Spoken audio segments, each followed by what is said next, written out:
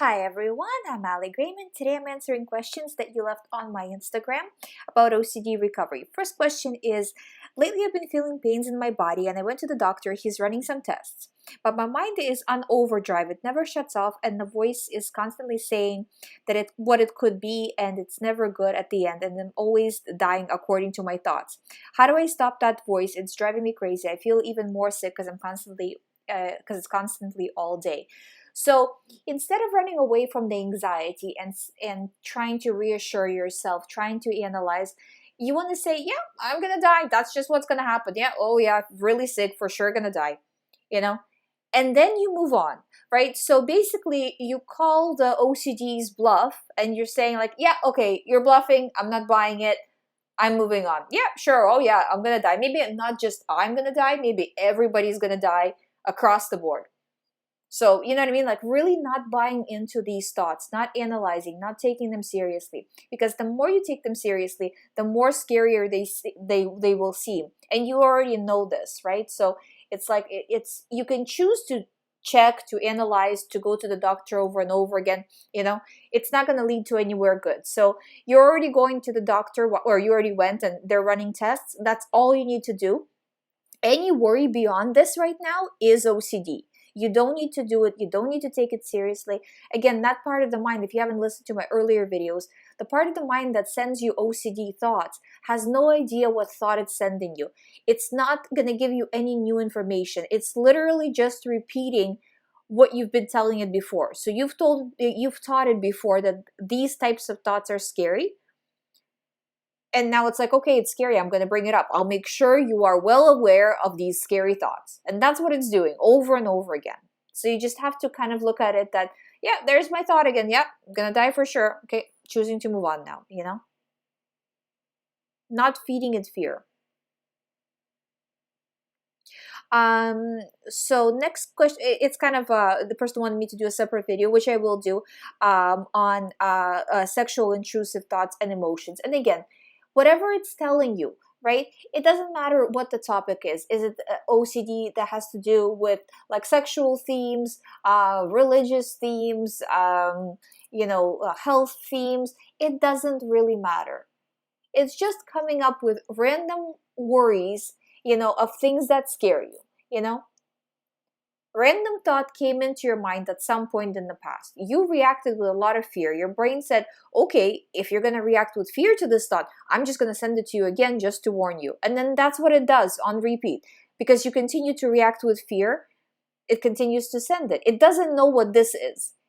It's like you handed it, if you listen to my earlier videos, right? The analogy of like, imagine you have 1,000 little boxes. They're all closed. 1,000 little boxes, and that's the 1,000 thoughts that you get a day. You actually get a lot more than 1,000 thoughts, but say, okay, 1,000 thoughts, 1,000 little boxes. So you dig in there, you pick one out, and you say to your brain, here, this one, this is what I'm scared of. And your brain's like, okay, I will make sure I'll keep it safe. I'll put a little flag on it that this is scary. Anything that's similar to this box, I will also flag it as scary and I will let you know all day long.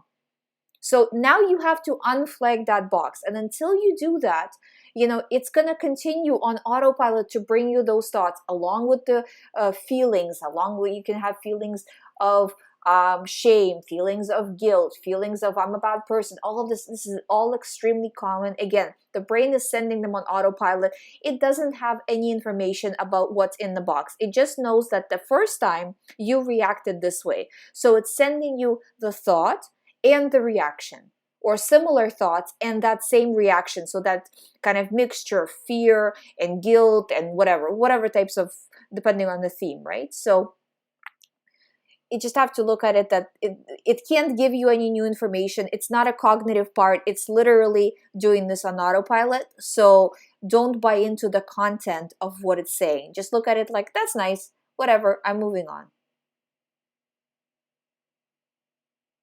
Next question is, I sometimes get to a point where I get a feeling or state that the OCD images are about to come, but I don't exactly visualize them. Do I need to focus my attention away immediately or only after visualizing the OCD images?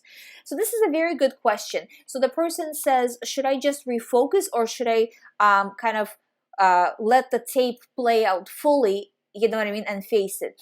And really, you can go either way as long as you're not feeding it. But if you face it, right, like, yeah, okay, play me this tape of how I'm, I don't know, like a bad person, or how everything bad is going to happen to me, right? Let's see this, right? Let's play this tape, right? So it plays the tape and then you don't react. That's a much more powerful position, much stronger signal of power than if you're like, oh, I'm not paying attention to it. Because in a sense, you're kind of still a little bit afraid when you're saying, like, I'm kind of getting away from it, rather than, kind of running towards the anxiety. So it is a better way, but it still comes down to how you're going to handle the response prevention. Because exposures, everybody who has OCD has exposures, because they're in it, but you need to make sure that you're doing response prevention. So if running towards the thought and playing the thought out in your mind is going to be too much, and you're going to react with fear, or you're going to react with fear to how did I feel about the thought? Did I dislike it enough? Or depending on the type of thought you're having, right?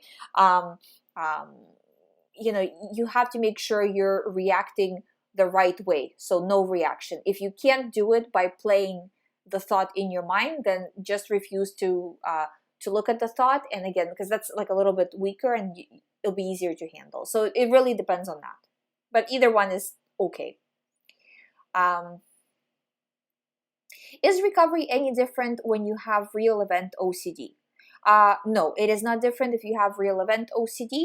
I think most types of OCD thoughts, like most OCD thoughts, most OCD themes come from some sort of a real event situation, but the situation is never what the person thinks it is. You know what I mean? So it's always like, okay, well, I was driving, I did drive over something. I mean, I felt a bump. Was it a person? I don't know. You know what I mean? Like that, right? Or I was praying and I had a bad thought. I really did have a bad thought, but did I want to have a bad thought, or did I not want to have a bad thought? Right? So those kinds of things. So it kind of comes from a somewhat real, or a person will be like, say, I was talking to somebody, what if I said something wrong? Well, I was talking to them and I don't remember this specific moment, so maybe in that moment I said something wrong, or did something wrong for that matter, right? So it's kind of like all the same thing. Just disregard real event, not OCD, some other type of OCD, doesn't really matter.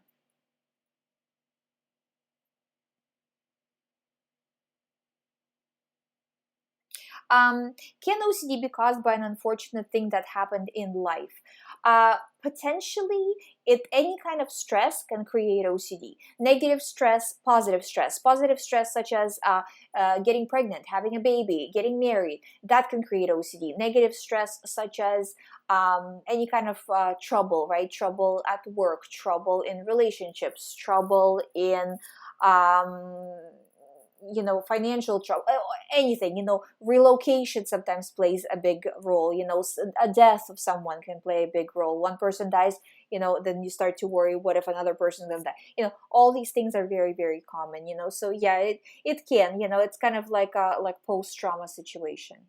Not always, but a lot of the time, right? And it's not necessarily even trauma. Like I said, it could be a positive thing. Like I've seen quite a few students who get an OCD thought that really sticks the day after the final exams, where they overloaded their brain so much, like cramming for the exam, right? And then the next day, there's this, kind of vacuum that kind of happens in the brain, like there's nothing to think about. Okay, it's done, and then OCD comes in. So those kinds of things happen a lot. Or, the day after the baby is born, oh, so much responsibility. What if something happens to the baby? And then the thoughts come in. Does OCD only come in the form of what if questions, or can it come in command form as well? It can come in any form. It can come in the form of images, in the form of urges, in the form of command, in the form of what if. It can be all kinds, and it can switch from one to another as well. So yeah, definitely.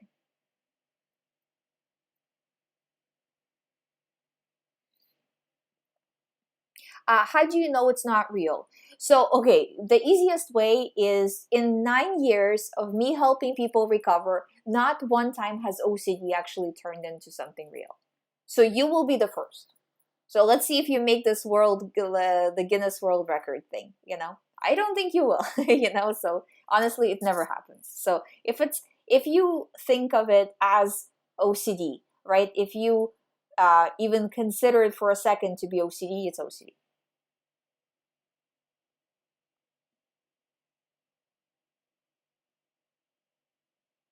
Um, so next question is, when everything is going well, why am I plagued by the questions that I need to ask my boyfriend to make sure he doesn't love anyone else? What if I'm right and he really does love another person? What's my reason to stay? Okay, so with this situation, again, it's as soon as you start to feel good, your brain is saying, oh, wait a minute, you can't feel good, you're in danger. Remember that thing you said that was dangerous a long time ago? Okay, I'm going to bring that up again.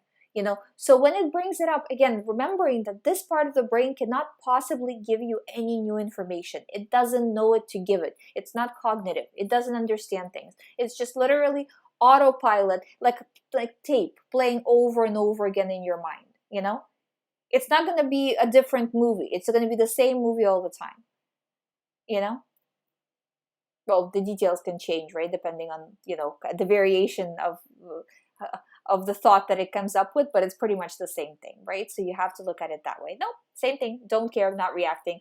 I've reacted enough and now I'm done, kind of taking it from approaching it from that perspective. Can OCD, especially if it's been active for every minute of the day for 8 to 9 months, which is actually extremely common, make you feel weird, like depersonalization, but on an identity level where you feel like you aren't yourself and the life you're currently living doesn't really seem real, like you stopped mentally digesting events months ago? Yeah, the OCD beats you down. That's kind of the easiest way to say it. It generally just beats you down, day after day, months after months. And, to be honest, 8 or 9 months, I've seen people recover after, 10 years, 20 years, 30 years, 40 years. I mean, and that's when I say that, it's not like I've seen this one person, that's common. Most people who come to me have had it for, I would say, more than 10 years. So yeah, of course it can make you feel like that, because over time, right, you start to kind of forget how to have a normal life. And I find as people recover, they're kind of like almost like they're leaving jail, right? Like they're re-entering life, re-entering society, and they have to build all that up again. So it's normal. I do want you to really focus on not making a theme out of this, though. How do I feel? Am I really depersonalized? Does this feel real? Does this not feel real? Don't analyze that, because that can become a theme in itself. So just take it as like, yeah, it's common. It will go away as the anxiety lowers. To lower the anxiety, you need to do exposure and response prevention all the time. Refusing reaction, refusing giving it attention, refusing feeding it power, feeding it fear.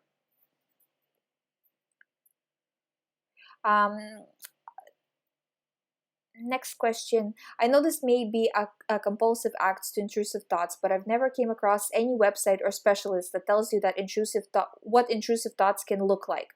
Like, can they be commanding, almost as voices in your head, or is this only the what if I did this or that kind of thoughts? I feel like every thought and problem in my life at this point has its root in anxiety and the OCD, but I think a lot of the thoughts I have don't look or feel like an intrusive thought at first. So I actually end up doing compulsive acts without even recognizing that it is yet another unreal problem. It'd be nice to have an in-depth answer about what OCD will disguise itself as in your head. The most fullest and simplest at the same time answer I can give you is that it will feel ultra real. it will feel real. Whatever real means to you. Is it an image? Is it an urge? Is it a command?